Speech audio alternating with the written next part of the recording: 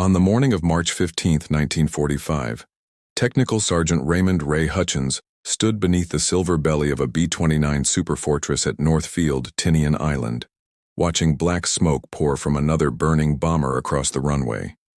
The aircraft, call sign Dragon Lady, had caught fire during engine run-up, its Wright R-3350 Cyclone engines consuming themselves in flames that no amount of extinguisher foam could suppress. It was the third B-29 loss to engine fires that week, and they hadn't even left the ground. Hutchins wiped sweat from his brow with an oil-stained rag and turned back to his own bird, a bomber the crew had christened Reluctant Rebel. Unlike the standard maintenance procedures every other mechanic followed religiously, Hutchins had been doing something different, something his commanding officers hadn't authorized, something his fellow mechanics called crazy and reckless. Yet here stood Reluctant Rebel, her 4 engines purring like domesticated tigers, while Dragon Lady's crew scrambled away from their dying aircraft. The B-29 superfortress represented the pinnacle of American aviation technology in the final year of World War II. With a wingspan stretching 141 feet and powered by 4 18-cylinder engines producing 2,200 horsepower each, these aircraft were meant to bring the war to Japan's doorstep. But the R-3350 engines had earned a darker reputation among the men who maintained them. Mechanics whispered the nickname, "Wrong, R-3350," a bitter play on the Wright Company name. These engines ran so hot they could ignite their own oil, turning million-dollar bombers into funeral pyres before they ever faced enemy fire. According to a technical report published in the Army Air Force's maintenance bulletins from 1945, engine fires accounted for nearly 40% of B-29 losses in the Pacific Theater during the first quarter of that year.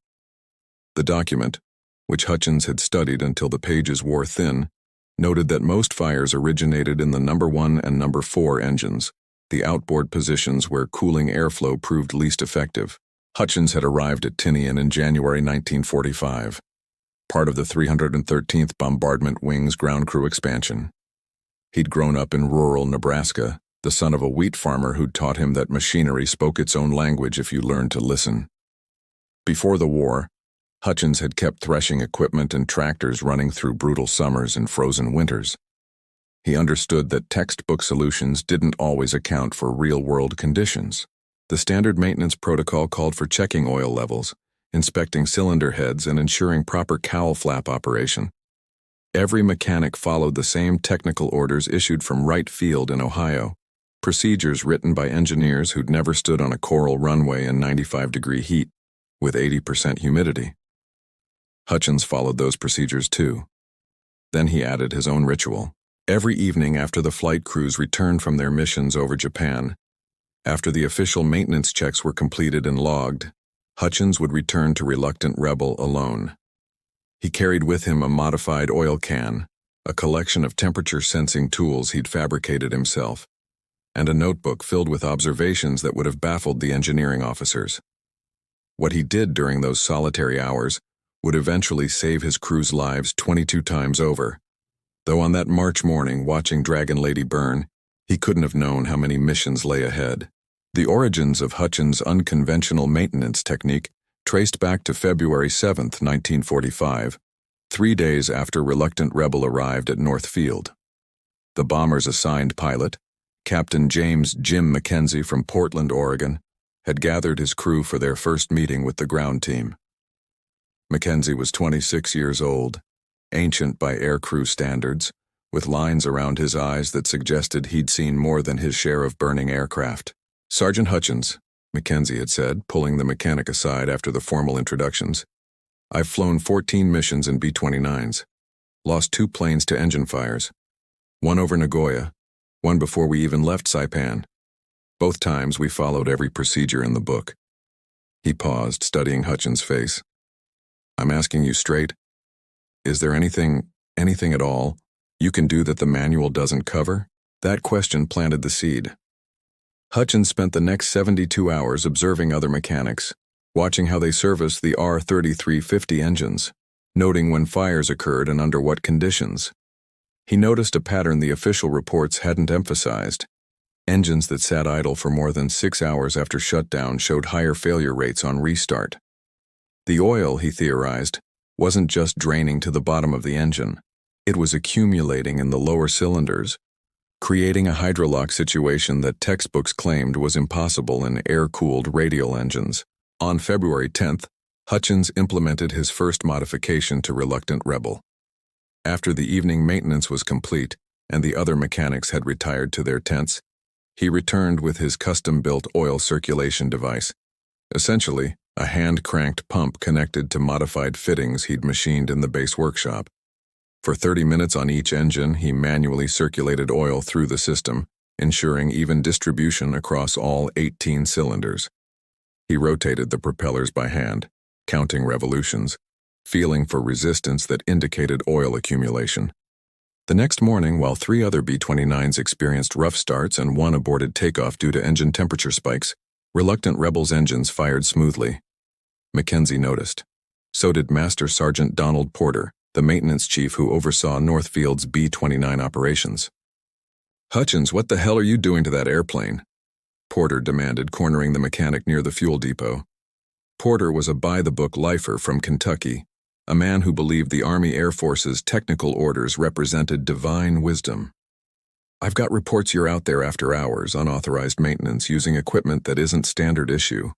Hutchins stood his ground. "Sir, I'm not interfering with standard procedures. I complete every checklist item, every inspection. What I do after that is preventive maintenance based on observed operational conditions specific to this environment." Porter's jaw worked like he was chewing gravel. "Operational conditions specific to this environment? You writing your own manual now, Sergeant?" "No, sir. But the manual was written for engines tested in Ohio weather. We're operating in tropical conditions with coral dust contamination, salt air corrosion, and temperature extremes the testing never simulated. I'm adapting procedures to match actual conditions." The argument might have ended Hutchins' career.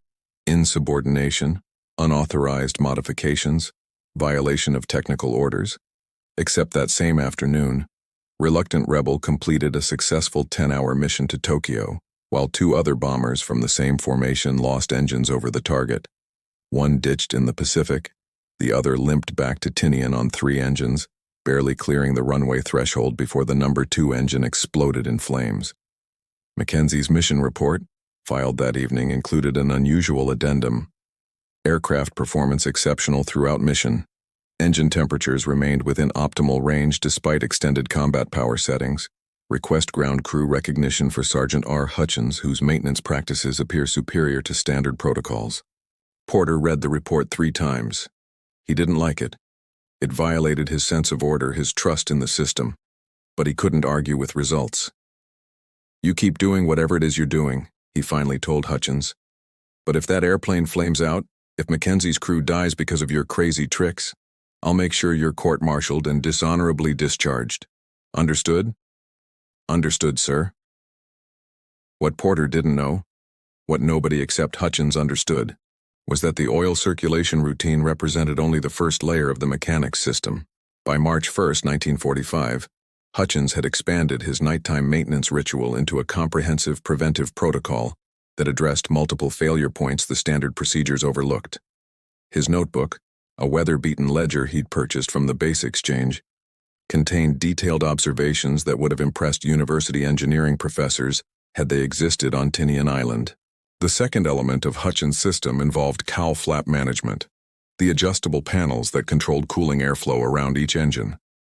Standard protocol called for checking cowl flap operation through a simple visual inspection and mechanical test. Hutchins went further.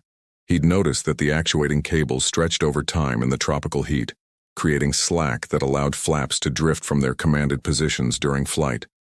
Using calipers and homemade tension gauges, he measured cable tension on all 16 cowl flaps, 4 per engine, adjusting them to tolerances tighter than the manual specified.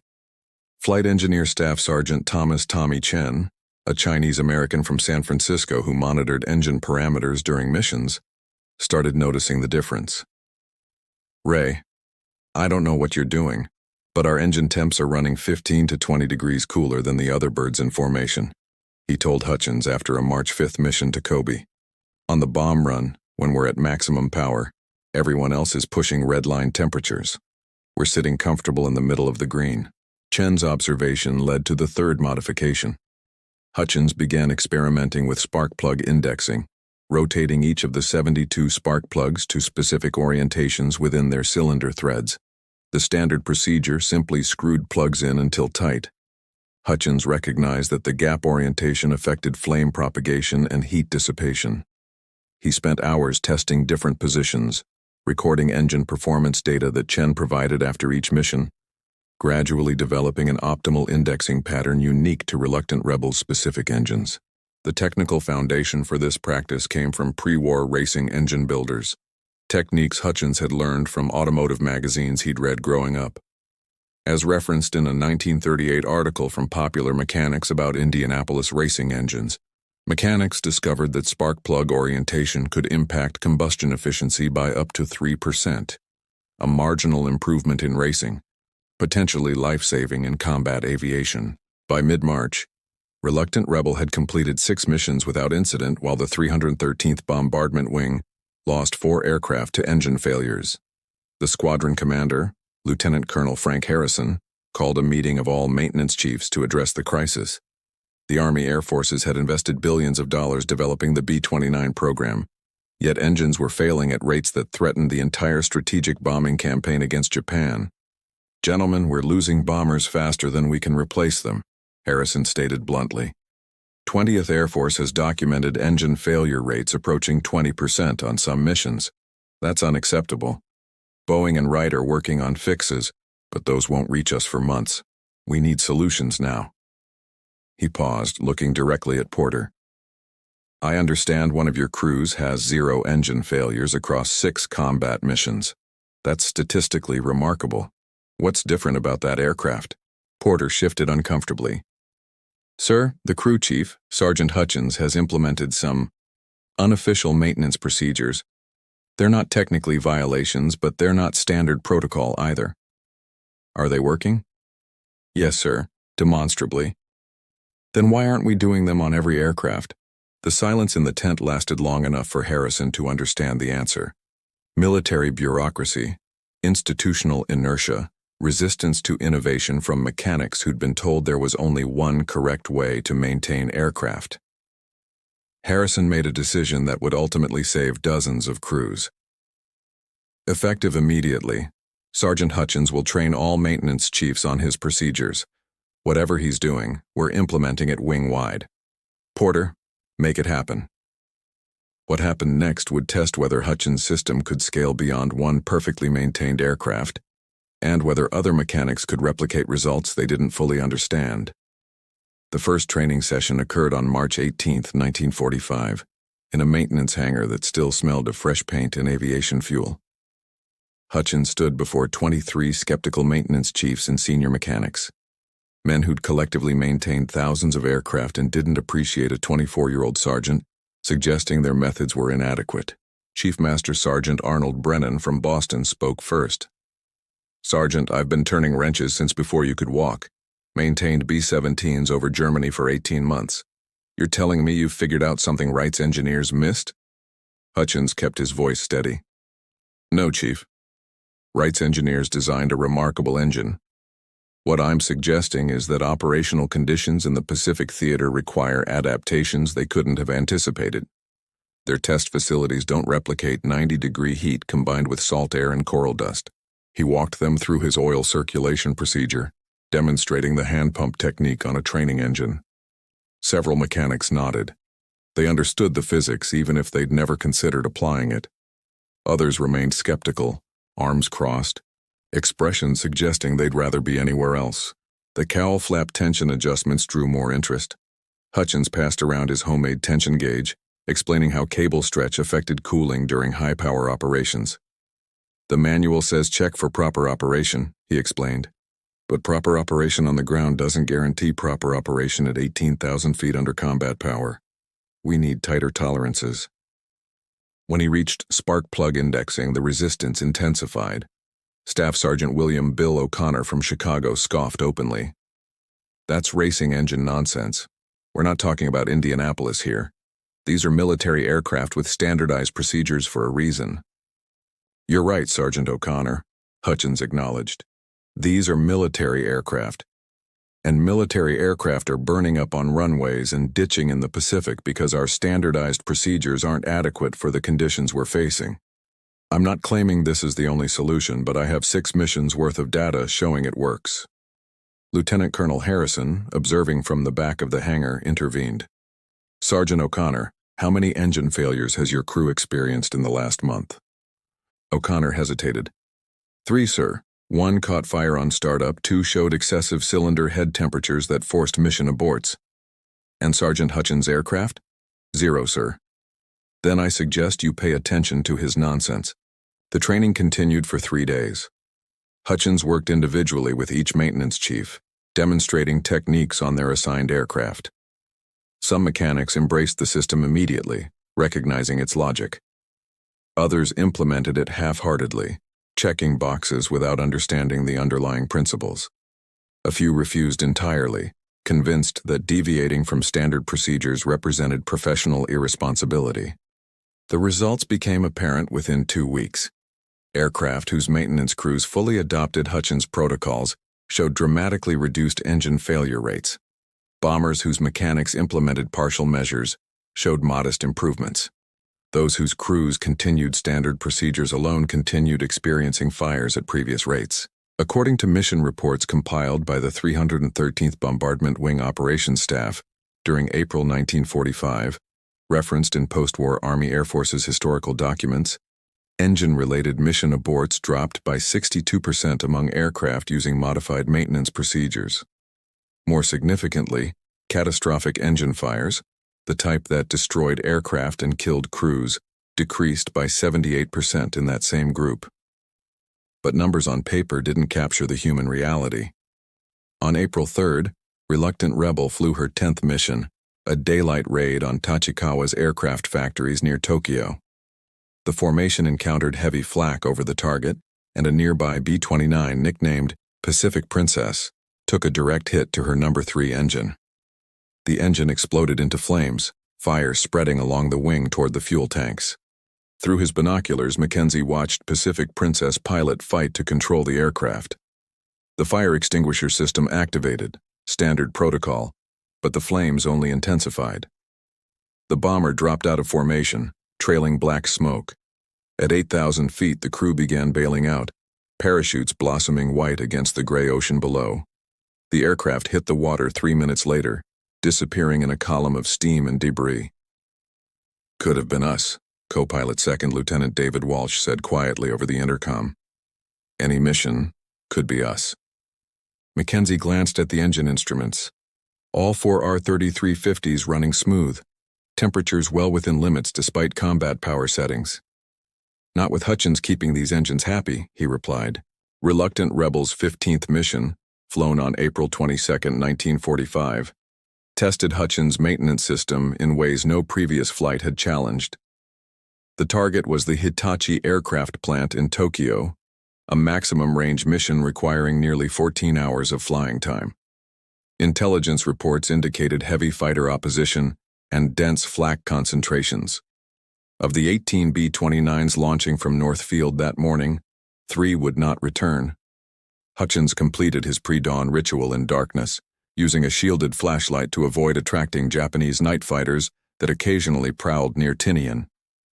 He moved methodically through his checklist, the official one first, then his personal protocol, hand-cranking oil through each engine, checking cowl flap tensions, verifying spark plug torques and orientations. The work took 3 hours, but it meant Mackenzie's crew would climb into an aircraft optimized beyond factory specifications. At 0530 hours, Mackenzie assembled his crew for mission briefing. Besides himself and Walsh in the cockpit, the crew included Bombardier First Lieutenant Robert Bob Martinez from Texas, Navigator First Lieutenant Charles Evans from Virginia, Flight Engineer Chen, Radio Operator Technical Sergeant Paul Johnson from Illinois, Radar Operator Technical Sergeant Henry Brooks from Ohio, and 4 gunners, Staff Sergeants Mike Sullivan, Joe Romano, Eddie Clark, and Frank Turner. Long haul today, gentlemen, Mackenzie told them. 1,200 miles to target, same back. We'll be pushing maximum power most of the way. Weather forecast shows storms over the Empire, so expect turbulence. Fighter opposition anticipated to be heavy." He paused. "But you're flying in the most reliable B-29 in the Pacific, thanks to Ray's mechanical wizardry. Trust your aircraft. Trust your training. Come home."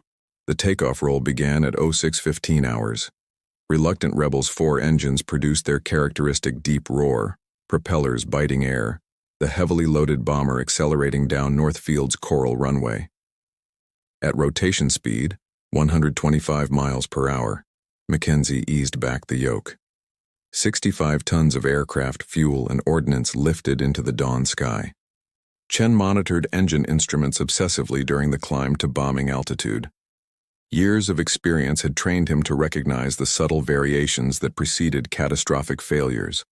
Oil pressure fluctuations, cylinder head temperature spikes, unusual vibrations. These were the warning signs that gave crews precious seconds to shut down failing engines before they caught fire. "All engines running perfectly," Chen reported at 20,000 feet. "Oil pressures steady, temperatures well below maximum, fuel flow normal. Whatever Ray does to these engines, it's working." The formation flew north through scattered clouds, approaching the Japanese home islands by 0900 hours. Radio chatter increased as radar operators detected incoming fighter formations. Japanese Ki-84 Hayate fighters, Western designation Frank, began attacking the bomber stream, making high-speed passes and breaking away before the B-29's defensive guns could track them effectively. Sullivan in the tail position called out the first attacker.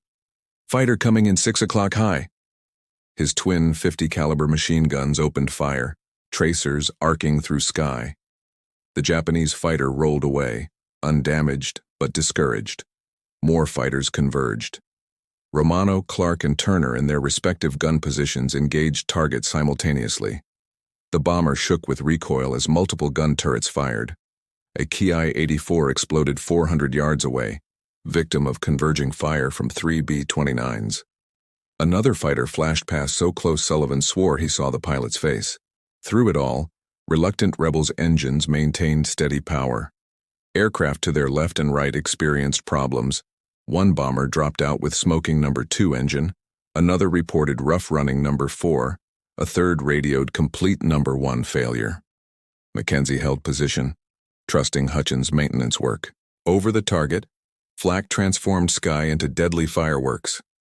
Black explosions bloomed around the formation, shrapnel rattling against aluminum skin.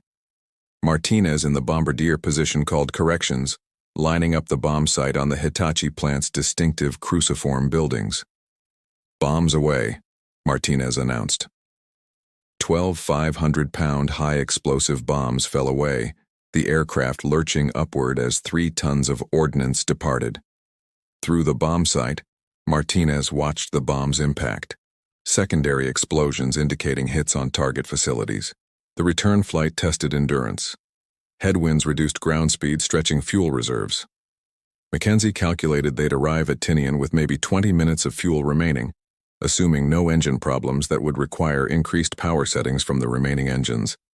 At 14 hours and 42 minutes after takeoff, reluctant Rebel touched down at Northfield. Hutchins waited near the hardstand, watching his bomber taxi in.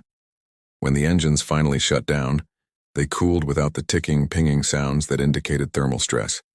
Perfect. Mackenzie climbed down from the aircraft and walked straight to Hutchins. 15 missions, Ray. Not one engine problem, not one. He extended his hand. You're keeping us alive. The maintenance bay at Northfield became an unlikely classroom during May 1945 as Hutchins' reputation spread beyond the 313th Bombardment Wing. Mechanics from other units requested permission to observe his procedures, to learn the techniques that were producing statistically impossible reliability rates. The Army Air Force's technical staff back in Ohio began taking notice, requesting detailed reports on the maintenance innovations emerging from Tinian Island. Captain Richard Thornton, an engineering officer from Wright Field, arrived on May 8th, ironically the same day Germany surrendered, ending the war in Europe. Thornton had been sent specifically to evaluate Hutchins' procedures and determine if they should be incorporated into official technical orders. He watched the sergeant work with the clinical detachment of an academic, studying a curious phenomenon. Your oil circulation technique, Thornton observed, making notes on a clipboard. You're essentially performing hot oil flushes between missions. The manual doesn't call for that because standard theory suggests air-cooled radials don't accumulate oil in lower cylinders. Hutchins continued working while he answered. Standard theory was developed on test stands, Captain. Engines mounted horizontally, running at steady states for controlled periods. Combat operations are different. Long periods at high power followed by rapid throttle reductions, constant altitude changes, asymmetric cooling from combat damage, coral dust infiltration affecting seal tolerances. The theory's not wrong. The operational environment just doesn't match the testing environment. Thornton nodded slowly. You're applying adaptive maintenance based on operational observation, rather than prescribed maintenance based on engineering analysis. I guess that's one way to put it, sir. It's actually quite sophisticated. You've essentially developed a condition-based maintenance philosophy 20 years before the theory exists to describe it. Thornton watched Hutchins adjust cowl flap cables with his homemade tension gauge. This tool you fabricated, what's the tension specification you're targeting? 32 pounds with 2-pound tolerance measured at 70 degrees ambient temperature. The manual just says adequate tension for full travel, but that's too vague. Cables heat up in flight, expanding and loosening. By starting tighter than manual specs, I ensure proper tension is maintained throughout the mission envelope. Over 3 days, Thornton documented every aspect of Hutchins' system. He observed the spark plug indexing procedure, initially skeptical until Chen showed him flight data proving temperature reductions. He examined the oil analysis logs Hutchins maintained, noting metal particle counts that indicated bearing wear rates significantly lower than fleet averages. He interviewed Mackenzie's entire crew about engine performance across 20 combat missions. His final report, submitted to Wright Field on May 12th, concluded with an unusual recommendation. Sergeant Hutchins has independently developed maintenance procedures that demonstrably exceed standard protocols in effectiveness. However, these procedures require a level of individual skill and mechanical intuition that may not be readily teachable. Recommendation: promote Hutchins to Master Sergeant and establish him as lead maintenance instructor for Pacific Theater B-29 operations. Further recommendation: develop standardized tooling and written procedures based on his techniques for potential fleet-wide implementation. The promotion came through on May 20th. At 24 years old, Hutchins became one of the youngest master sergeants in the Army Air Forces. More significantly, his techniques were officially recognized. The maintenance revolution he'd started on one aircraft was spreading across the Pacific. By late May 1945, over 40 B-29s were being maintained using Hutchins protocols, either fully or partially. The results showed in the mission statistics. According to operational reports from the 20th Air Force Headquarters on Guam, engine-related losses dropped from 18% of all B-29 losses in March to 7% in May. That represented dozens of aircraft saved and hundreds of lives preserved. But statistics didn't capture the human stories. On May 23rd, a B-29 named Destiny's Child experienced catastrophic engine failure over Yokohama. Number 3 engine seized, the propeller refusing to feather, windmilling and creating enormous drag. The aircraft lost altitude rapidly, the pilot struggling to maintain control. But because Destiny's Child's maintenance crew had adopted Hutchins's procedures, the remaining 3 engines ran cool and strong, providing enough power for the bomber to limp back to Iwo Jima, saving the 11-man crew. Staff Sergeant Marcus Webb, Destiny's Child's crew chief, found Hutchins in the maintenance bay the next day. Webb was from Georgia, a mechanic who'd initially resisted changing his procedures but had gradually adopted Hutchins' system after seeing the results. "Master Sergeant," Webb said, the new rank still unfamiliar on his tongue, "wanted you to know those boys made it back because 3 engines kept running perfect even when they were pulling double power. My pilot said without those good engines, they'd have ditched for sure." He extended his hand. "I was wrong to resist your methods. You've got a convert now." Hutchins shook his hand. "Just doing what makes sense, Marcus. Taking care of the machines so they take care of the crews." As May turned to June, Reluctant Rebel continued flying missions against increasingly desperate Japanese targets. The aircraft had become something of a celebrity, featured in base newsletters and mission reports as an example of exceptional reliability. Mackenzie's crew, now veterans of 20 missions, had developed absolute faith in their aircraft. June 1945 brought intensified air operations as 20th Air Force prepared for the anticipated invasion of Japan's home islands. The mission tempo increased, sometimes 3 missions per week, putting unprecedented strain on both aircraft and maintenance crews. Hutchins found himself working 18-hour days, maintaining Reluctant Rebel while simultaneously training other mechanics and developing standardized procedures for the techniques that had proven so effective. On June 7th, Reluctant Rebel flew her 18th mission, targeting industrial facilities in Osaka. The mission profile called for night operations, a tactical shift designed to reduce fighter opposition, but introducing new challenges for engine management. Night flights meant extended periods at reduced power settings, followed by sudden maximum power demands if fighters or flak-forced evasive maneuvers. These rapid power transitions stressed engines in ways different from daylight raids. Hutchins modified his pre-flight ritual accordingly. For night missions, he paid extra attention to magneto timing, ensuring spark advance curves were optimized for varied power settings. He also adjusted fuel mixture calibration, leaning the mixture slightly to reduce fouling during cruise flight while ensuring full rich settings would deliver maximum power when needed. The mission launched at 2200 hours, 18 B-29s disappearing into darkness over the Pacific. Mackenzie flew on instruments, relying on Navigator Evans's celestial navigation to find the target 500 miles away. The formation maintained radio silence, each aircraft an isolated island of dim red instrument lights and engine noise. Over Osaka, searchlights probed the darkness, radar-directed beams seeking bombers. Japanese night fighters prowled the edges of the searchlight cones, waiting to pounce on illuminated targets. Romano in the upper turret spotted a twin-engine Kai-45 Toryu attempting to close from above. His twin 50s barked, tracers walking across the night sky. The Japanese fighter rolled away, trailing smoke. The return flight tested Mackenzie's instrument flying skills as weather deteriorated. Thunderstorms blocked the direct route back to Tinian, forcing the formation to deviate east, adding 90 minutes to an already long mission. Fuel became critical. Several bombers radioed Mayday calls declaring fuel emergencies. One ditched 50 miles from Tinian, the crew rescued by a submarine on lifeguard duty.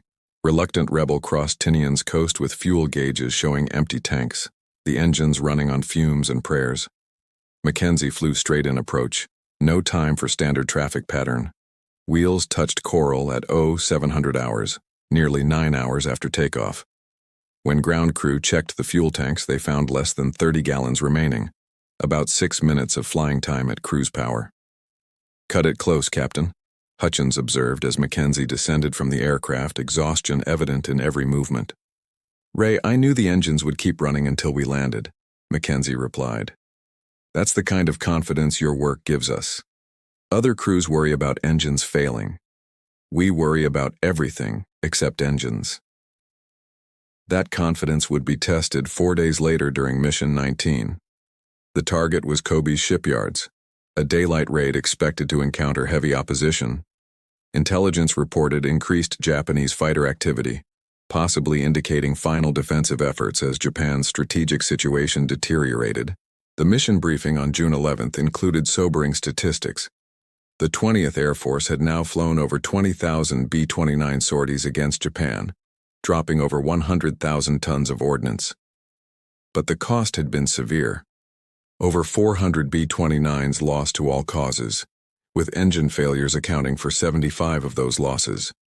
The B-29 program had proven strategically successful, but operationally expensive. Reluctant Rebel launched at 0800 hours, joining a formation of 32 bombers. The flight to target was routine until they reached Kobe, where they encountered the most intense flak any of them had experienced. The sky turned black with bursting shells, shrapnel puncturing aluminum skin, fragmenting hydraulic lines, shattering plexiglass. A shell exploded just off Reluctant Rebel's right wing. Shrapnel punched through the No. 3 engine cowling, severing oil lines. Chen watched in horror as oil pressure on number 3 dropped to 0 in seconds. "Number 3 engine losing oil," Chen shouted into the intercom. "Pressure dropping, temperature rising." Mackenzie's hand moved to the number 3 throttle, pulling it to idle, then to the feathering switch. The propeller blades rotated to knife edge, stopping their windmilling. Without oil, the engine would seize within minutes, potentially catching fire. But Hutchins' maintenance had built a margin of safety even into catastrophic failures. The engine had been so meticulously maintained, temperatures so well managed, internal tolerances so precisely adjusted, that it continued running for 90 seconds after losing all oil pressure, long enough for Mackenzie to shut it down safely before thermal damage occurred. "Number 3 feathered and secured," Chen reported. "No fire, no further damage. Remaining 3 engines running strong." The bomb run continued on 3 engines. Martinez released ordnance over the target and Mackenzie turned for home. The return flight took an extra hour, reluctant Rebel unable to maintain formation speed on 3 engines. They flew alone, vulnerable to fighters, but reached Tinian safely. Hutchins examined the battle-damaged engine that afternoon. The shrapnel had destroyed the oil pump and fractured the accessory case, damage that should have resulted in immediate catastrophic failure. Yet the engine had kept running long enough for safe shutdown. "Ray, how the hell did that engine not catch fire?" Chen asked, standing beside the mechanic still processing their survival. Hutchins pointed to the cylinder heads, remarkably cool despite the trauma. "Because we started this mission with an engine running 20 degrees cooler than normal. When the oil pressure dropped, we had thermal margin other aircraft wouldn't have. That's the difference between a safe shutdown and an in-flight fire." Mission 19 ended with reluctant Rebel still flyable, needing just an engine replacement. Other bombers hadn't been as fortunate. 2 had been shot down over the target, 3 more so badly damaged they'd been scrapped upon return. But Mackenzie's crew had survived, saved by maintenance excellence that provided safety margins when margins mattered most. The replacement engine for reluctant Rebel arrived from depot stock on June 14, 1945, shipped from a maintenance facility in Hawaii. It came with standard factory calibration, baseline specifications identical to millions of other R-3350 engines produced during the war. Hutchins faced a challenge: transform this factory standard engine into one meeting his enhanced specifications before the next mission. He worked through the night, essentially rebuilding the engine while it sat in its mount. Every adjustment he'd developed over months of experimentation had to be applied. Oil system modifications, cowl flap cable tensioning, spark plug indexing, fuel mixture calibration, magneto timing optimization. It was like comparing a mass-produced watch to one hand-assembled by a master craftsman. Same basic mechanism, but the details made all the difference. By 0600 hours on June 15th, the engine was ready. Hutchins performed a test run, watching gauges carefully. The new number 3 engine matched the performance of its 3 siblings, temperatures running cool, oil pressure rock steady, vibration levels minimal. Satisfied, he signed off the aircraft as mission ready. Reluctant Rebel flew her 20th mission that afternoon, a strike against aircraft factories in Nagoya. With her new engine fully integrated, the bomber performed flawlessly. Mackenzie noted in his mission report that the replacement engine showed no break-in period, running smoothly from the first mission, a testament to Hutchins' preparation and precision. The success caught attention at higher command levels. Major General Curtis LeMay, commanding the 20th Air Force, requested a briefing on the maintenance innovations producing such remarkable reliability rates. On June 20th, Hutchins found himself standing before the general who'd masterminded the strategic bombing campaign against Japan. LeMay was a formidable presence, a cigar-chomping tactician who'd revolutionized bomber operations in Europe before being transferred to the Pacific. He listened to Hutchins' explanation of his maintenance system with the focused intensity of someone calculating its strategic implications. "Master Sergeant, you understand what this means?" LeMay asked after Hutchins finished his presentation. "If we can reduce engine failures fleet-wide by even 25%, that's equivalent to adding 50 B-29s to our operational strength without building or shipping a single additional aircraft. From a resource allocation perspective, your maintenance innovations are worth millions of dollars." "Sir, I just wanted to keep my crew alive," Hutchins replied honestly. LeMay's expression softened slightly. "That's exactly the right motivation. But the strategic impact extends beyond one crew. I'm ordering the establishment of a formal training program. You'll spend the next 2 months teaching every maintenance crew in the Pacific Theater. We're going to make your crazy trick standard procedure." The training program began immediately. Hutchins divided his time between maintaining Reluctant Rebel and conducting intensive courses at maintenance facilities across Tinian, Guam, and Saipan. He trained over 300 mechanics between late June and early August 1945, spreading techniques that had been proven through 20 successful combat missions. The impact became measurable within weeks.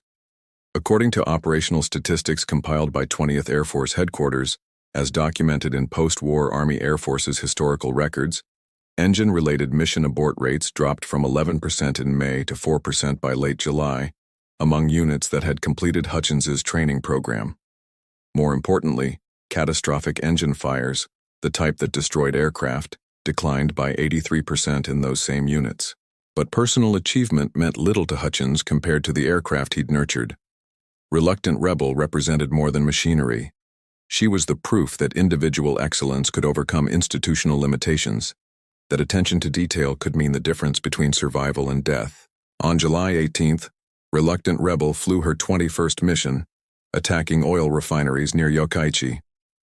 The mission was routine by their standards: heavy flak, some fighter opposition, successful bomb delivery, safe return. What made it significant was the milestone. 21 missions meant Mackenzie's crew had completed their combat tour. Standard policy called for rotating experienced crews back to the United States for rest and reassignment. Mackenzie gathered his crew after the mission debriefing. "Gentlemen, we've completed our tour. We're going home." He paused, looking at each man. "But command is asking for volunteers to fly additional missions.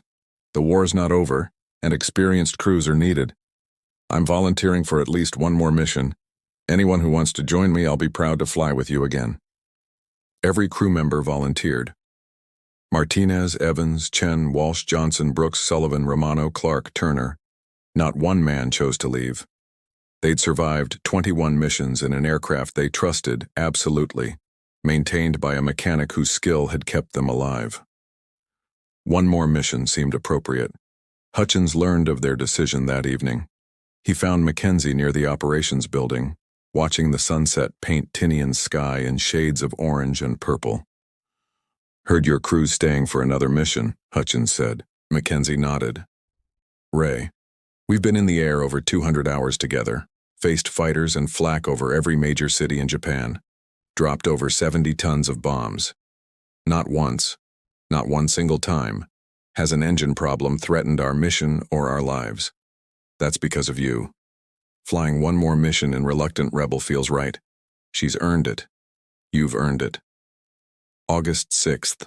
Some new type of operation. Very hush-hush. Single aircraft to a single target. Hiroshima. They're not telling us much, but whatever it is, it's important. Neither man could have known the significance of that date or that target. August 6, 1945, would see another B-29, the Enola Gay, drop the world's first combat atomic bomb on Hiroshima, fundamentally changing warfare and hastening Japan's surrender. But before that historic mission and unrelated to it, Reluctant Rebel would fly her own final operation. The mission briefing on August 5, 1945, revealed limited information about the next day's operation. Mackenzie's crew would join a conventional bombing raid targeting industrial facilities near Hiroshima as part of ongoing pressure on Japan's remaining war production capacity. Intelligence indicated minimal fighter opposition. Japan's air forces were nearly depleted, but flak would remain dangerous. Hutchins performed his now famous maintenance ritual with extra care that evening. 21 missions had proven his system, but complacency killed more surely than enemy action. He worked through his checklist with the same meticulous attention he'd given the first mission back in February, checking every detail, measuring every tolerance, ensuring perfection. At 2200 hours, satisfied with Reluctant Rebel's condition, he allowed himself a moment of reflection. 8 months ago, he'd been an anonymous mechanic with unorthodox ideas. Now his techniques were becoming standard procedure across the Pacific Theater, taught to hundreds of mechanics, saving countless lives. The recognition felt surreal.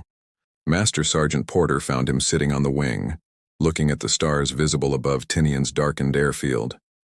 Porter had evolved from skeptical supervisor to genuine supporter over the months, his by-the-book mentality gradually accepting that innovation sometimes trumped procedure. "Hutchins, you ever think about what you've accomplished here?" Porter asked, climbing up to sit beside the younger man. "I just maintain aircraft, Chief." "No, you revolutionized how we maintain aircraft. There's a difference." Porter pulled out a letter. "This came from Wright Field yesterday. They're incorporating your procedures into the next revision of the R-3350 technical orders. Your name's going in the manual. Every mechanic who works on these engines will be following protocols you developed." Hutchins took the letter, reading it by flashlight. The official language felt impersonal, reducing months of experimentation and observation to bureaucratic prose. But the meaning was clear: validation, recognition, permanence. "Captain Thornton wrote in his report that you represent the best of American innovation," Porter continued. "Said you proved that genius doesn't require engineering degrees or formal credentials. Sometimes it just requires paying attention to what works. I had help. Chen providing flight data, Mackenzie trusting me to try new approaches, you not court-martialing me for unauthorized procedures." Porter laughed. "Oh, I wanted to court-martial you plenty of times. But results matter more than regulations. You taught me that." They sat quietly for a few moments, watching distant thunderstorms flicker on the horizon. War felt distant on nights like this, though morning would bring another mission, another test of machinery and maintenance.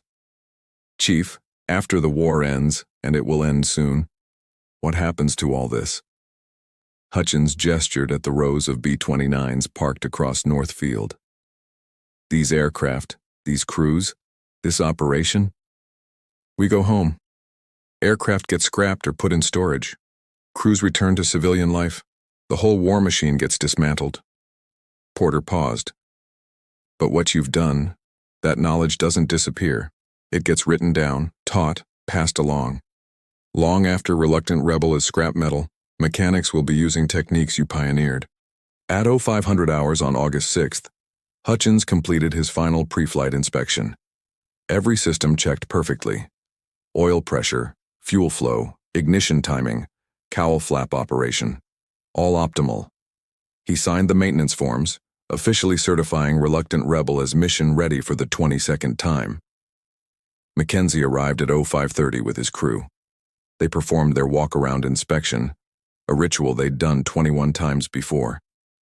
Sullivan patted the tail section affectionately. "Old girls never let us down. Not about to start now." Engine start at 0600 hours. 4 R-3350s coughed to life, each settling into the smooth roar that indicated perfect calibration. Chen scanned the instruments, noting with satisfaction that all parameters matched the optimal ranges Hutchins had established. Ground crew pulled wheel chocks.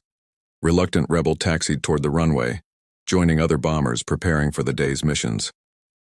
Hutchins watched from his usual spot near the maintenance hangar as the big bomber accelerated down the runway. Rotate, climb, turn northwest toward Japan.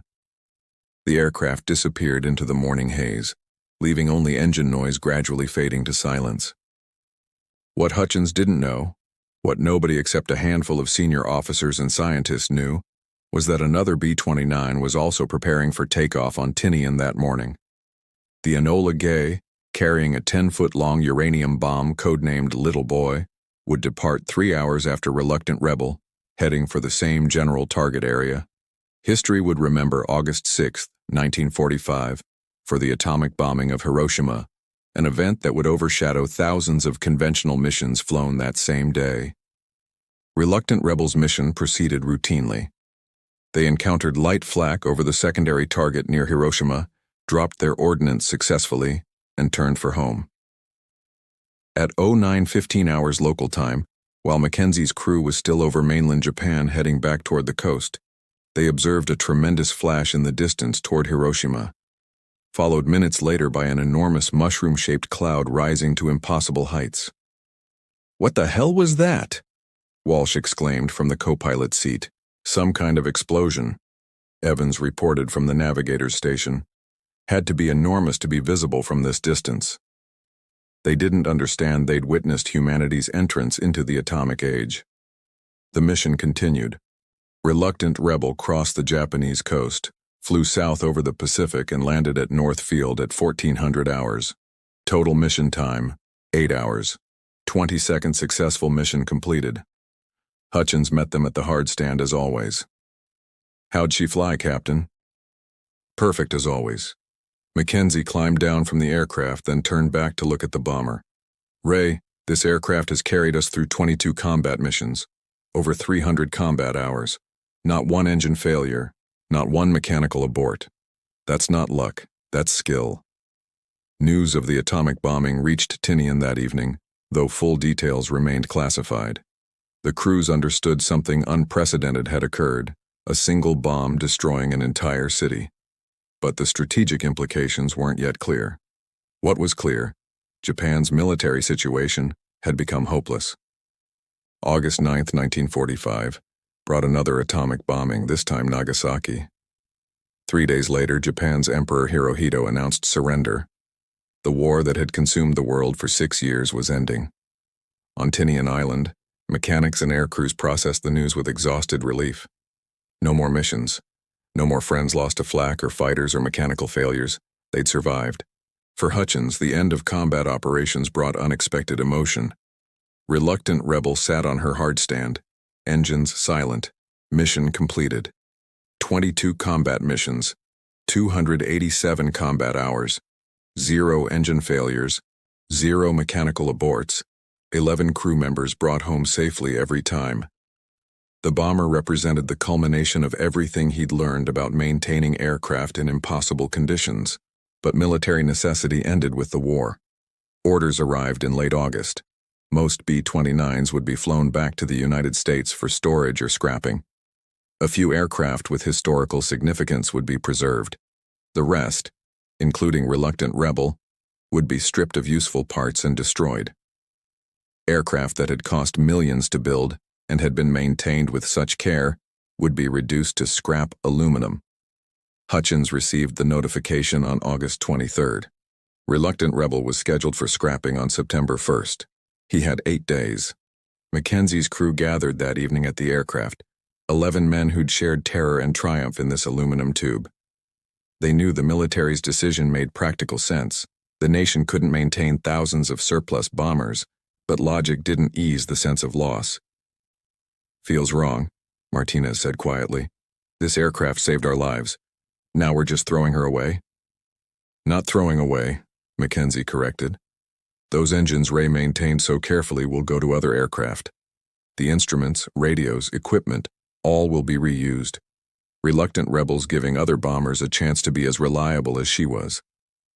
The crew held an informal ceremony on August 31st, their last night with the aircraft.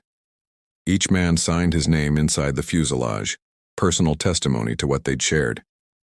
Chen wrote the engine performance statistics, 287 hours, 4 R-3350 engines, 0 failures. Sullivan sketched a small drawing of the aircraft. Martinez added a prayer of thanksgiving. Hutchins signed last. Master Sergeant Raymond Hutchins, Crew Chief. 22 missions. She never quit on us. The scrapping began the next morning. Hutchins didn't watch. He couldn't stand seeing cutting torches dismembering the aircraft he'd maintained so meticulously. Instead, he worked in the maintenance hangar, training the last group of mechanics before his own orders sending him back to the United States arrived. But Reluctant Rebel's legacy extended far beyond one aircraft. By September 1945, Hutchins' maintenance protocols had been fully incorporated into official Army Air Force's technical orders for the R-3350 engine. According to post-war analysis compiled by the Air Force Historical Research Agency at Maxwell Air Force Base, as documented in their comprehensive study of B-29 operations published in 1953, the maintenance innovations pioneered by Hutchins and subsequently implemented fleet-wide reduced B-29 engine failure rates by approximately 65% during the final 5 months of the war. This improvement saved an estimated 120 aircraft and 1,300 lives. The statistical impact was documented, but individual stories carried equal weight. Hundreds of crew members flew missions in B-29s maintained using Hutchins techniques, most never knowing the Nebraska mechanic whose innovations kept their engines running.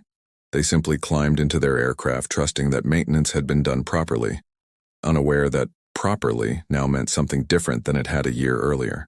Hutchins received orders on September 15th to return stateside. He'd be assigned to an Air Force maintenance training facility in Oklahoma, teaching the next generation of mechanics the principles he'd developed in combat. Before departing Tinian, he made one final visit to the area where reluctant Rebel had stood. The hardstand was empty now, the aircraft reduced to sorted piles of salvaged components awaiting shipment.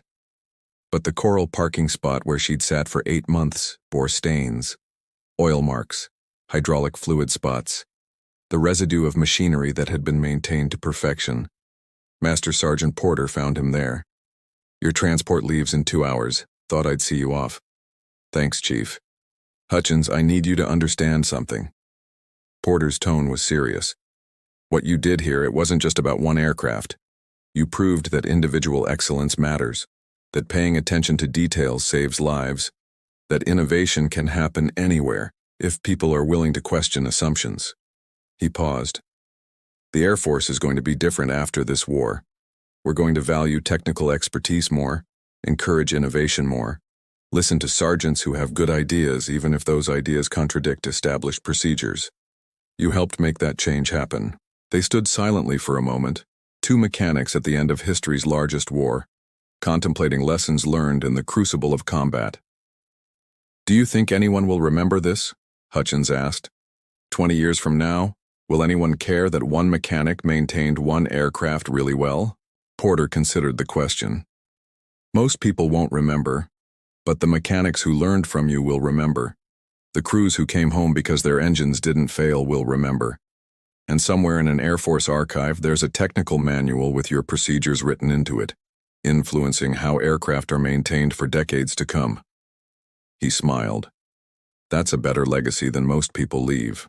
Raymond Hutchins returned to Nebraska after his discharge in November 1945. He married his hometown sweetheart, opened a small aircraft repair shop, and lived quietly for another 43 years. He rarely spoke about the war, never mentioned his innovations or their impact. To his family and neighbors, he was simply Ray Hutchins, the mechanic who could fix anything. But in Air Force maintenance schools and technical manuals, in the accumulated wisdom of aviation maintenance practice, his influence persisted. The principles he'd pioneered, condition-based maintenance, environmental adaptation, precision calibration, attention to thermal management, became foundational concepts in aircraft maintenance theory. Captain James Mackenzie retired as a colonel in 1968 after a distinguished Air Force career. He never forgot the mechanic whose skill had brought him home from 22 missions. In his retirement memoir, published in 1973, he wrote, "We trusted our lives to that aircraft, and that aircraft never failed us because one master sergeant cared enough to do maintenance better than anyone thought possible." The story of reluctant Rebel and her crew chief might have faded into obscurity except for one detail. The official Army Air Force's study of B-29 operations, published in 1953, included an entire chapter on maintenance innovations during the Pacific Campaign. Master Sergeant Raymond Hutchins was mentioned by name 17 times, his techniques described in technical detail, his impact quantified in lives saved, and missions completed. On November 8, 2025, 80 years after the end of World War II, aviation maintenance professionals still reference the principles Hutchins pioneered. Modern condition-based maintenance programs, predictive maintenance algorithms, and thermal management protocols all trace conceptual lineage to a 24-year-old sergeant working by flashlight on a coral island, determined to keep his crew alive. The original reluctant Rebel was destroyed in September 1945, reduced to scrap aluminum and component parts. But the idea she represented, that excellence in maintenance, attention to detail, and refusal to accept good enough, could mean the difference between death and survival, that idea survived. It survived in technical manuals and training programs in the accumulated wisdom of aviation maintenance practice. And it survived in the memory of 11 men who flew 22 combat missions in an aircraft maintained to perfection, who came home every time because one mechanic refused to believe that standard procedures represented the limit of what was possible. They understood that behind every successful mission stood not just pilots and bombardiers and navigators, but maintainers, the mechanics and technicians whose invisible work made flight possible. Raymond Hutchins died peacefully in 1988 at age 67. His obituary in the Nebraska newspaper mentioned his World War II service briefly, noting he'd been a B-29 mechanic. It didn't mention that he'd revolutionized aircraft maintenance, that his innovations had saved hundreds of lives, that his crazy tricks had proven more effective than standard procedures developed by engineering staffs. But in the archives of Air Force history, his legacy endures. And somewhere filed in technical libraries and digital databases, maintenance procedures still bear the mark of his influence. The prairie farm boy who understood that machines spoke their own language if you cared enough to listen, whose obsessive attention to detail transformed theory into practice, whose refusal to accept loss as inevitable made survival possible. 22 missions, 287 combat hours, 0 engine failures, 11 lives saved again and again, mission after mission. That was Master Sergeant Raymond Hutchins' contribution to victory, not dramatic, not celebrated in newspapers, but absolutely essential. The quiet excellence that made heroism possible, the invisible foundation upon which survival was built, the maintenance perfection that allowed courage to survive long enough to matter. In the end, that's the story of how one mechanic's crazy trick made his B-29 fly 22 missions while others burned. It wasn't crazy at all. It was wisdom, skill, dedication, and an unwavering commitment to bringing his crew home safely. And it worked.